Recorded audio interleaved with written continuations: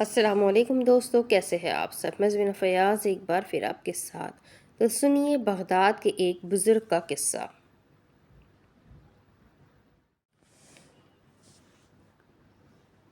حکایات الصالحین میں بغداد کے ایک بزرگ اپنا واقعہ بیان کرتے ہیں کہ ایک بار میرے گھر کی دیوار اچانک گر گئی۔ مجھے بڑی پریشانی لاحق ہوئی اور اسے دوبارہ بنوانے کے لیے کسی مزدور کی تلاش میں گھر سے نکلا اور چوراہے پر جا پہنچا۔ وہاں مختلف مزدوروں کو دیکھا جو کام کے انتظار میں بیٹھے تھے۔ ان میں ایک نوجوان بھی تھا جو سب سے الگ تھلگ کھڑا تھا۔ اس کے ایک ہاتھ میں تھیلا اور دوسرے ہاتھ میں تیشا تھا۔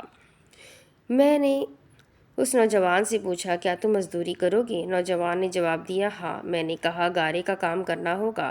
نوجوان کہنے لگا، ٹھیک ہے، لیکن میری 3 شرطیں ہیں۔ اگر تمہیں منظور ہو تو میں کام کرنے کے لیے تیار ہوں۔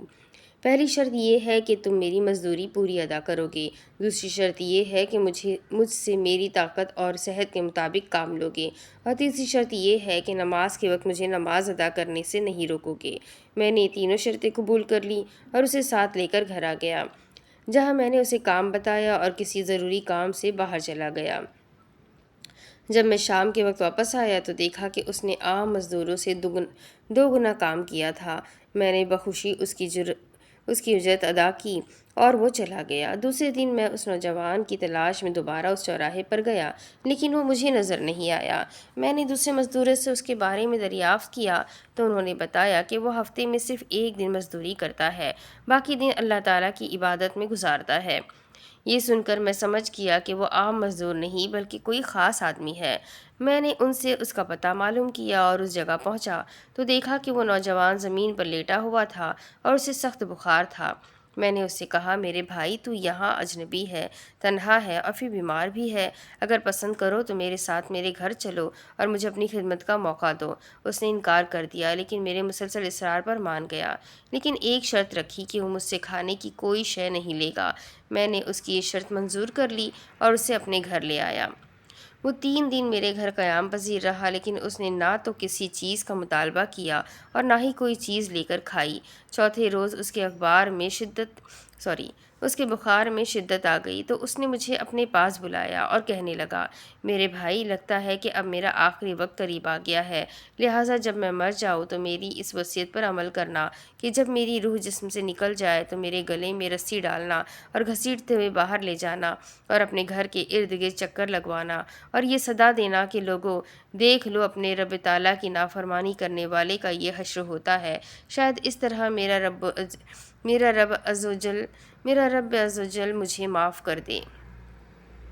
جب تم مجھے غسل دے چکو تو مجھے انہی کپڑوں میں دفن کر دینا، پھر بغداد میں خلیفہ ہارون الرشید کے پاس جانا اور یہ قرآن مجید اور انگوٹھی انہیں دینا اور میرا یہ پیغام بھی دینا کہ اللہ عزوجل سے ڈرو، کہیں ایسا نہ ہو کہ غفلت اور نشے کی حالت میں موت آ جائے اور بعد میں پچھتانا پڑے، لیکن پھر اس سے کچھ حاصل نہ ہوگا۔ وہ نوجوان مجھے وصیت کرنے کے بعد انتقال کر گیا۔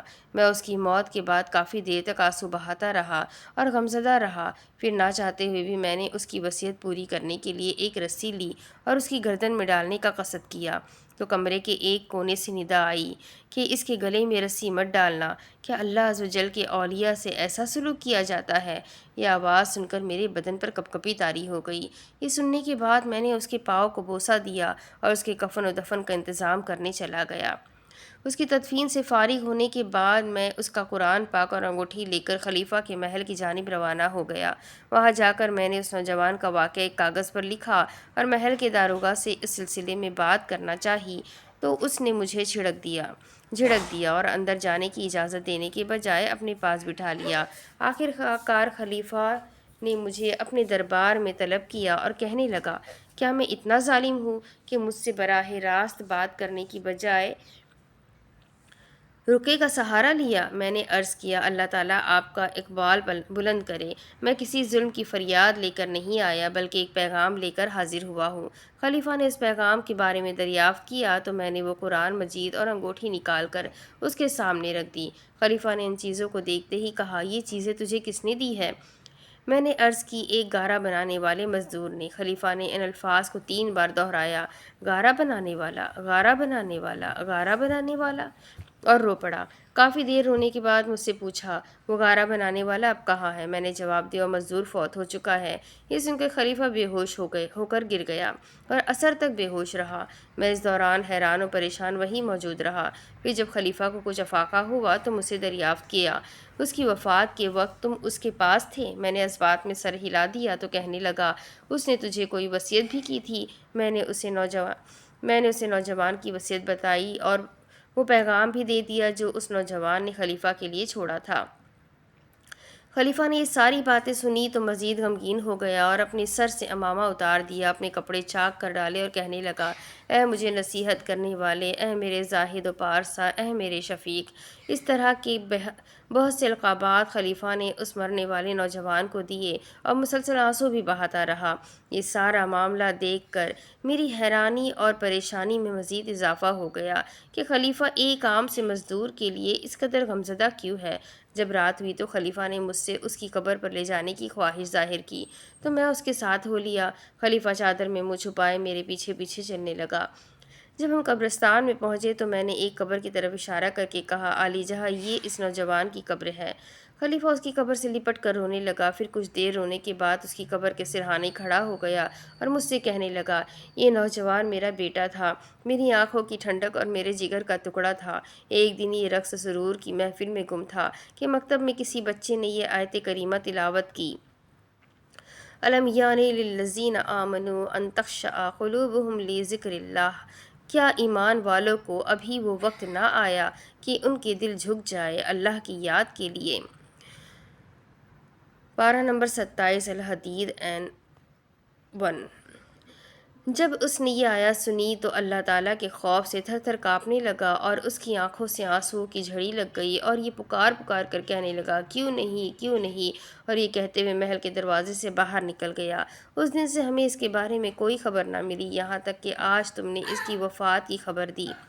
نوٹ: اس پیغام کو دوسروں تک پہنچائے تاکہ اللہ تعالیٰ کسی کی زندگی کو آپ کے ذریعے بدل دے۔ امید کرتی ہوں آپ کو یہ پسند آیا ہوگا۔ اگر پسند آیا ہے تو ضرور لائک، کمنٹ، شیئر کریں اور اپنے دوستوں کے ساتھ اسے ضرور شیئر کریں۔ ملتے ہیں اگلے ویڈیو میں۔ چینل کو تب تک سبسکرائب بھی کر لیں اور اپنا خوب سارا خیال رکھیں۔ مجھے بھی دعاؤں میں یاد رکھیں۔ اللہ حافظ۔